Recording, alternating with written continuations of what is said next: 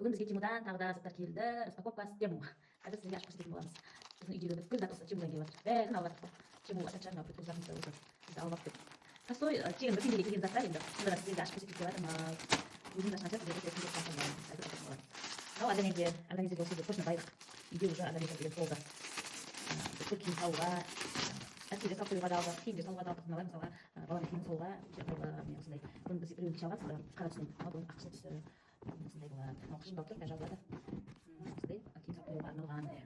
Келесі бізде келген қысқа тарапын резинкалар. Мынандай қысқа ұрғыш бар. Қарды жоған кезде таққанға дейін. Одан кейін мынандай ұрғыш бар.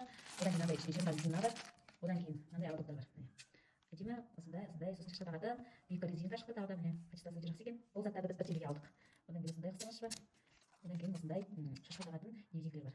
Тимудан бүткіл қышқы заттардың барлығын алып болдық. Міне осындай бізге ұнады.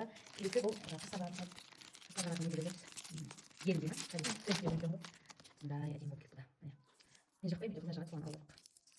Бұл да бір теңгеге келіп жатыр. Сіздер де Тимудан бір теңгеге зат алғаныңыз келсе, менің парақшама тіркеліп, лайк басып, мен жазған кодпен Тимуға тіркелсеңіздер, бір теңгеге зат аласыздар. Осы бізде 3 зат келді бүгін. Ертең тағы да келеді, тағы да сіздерге түсіріп салатын боламын. Бір теңгенің заттары.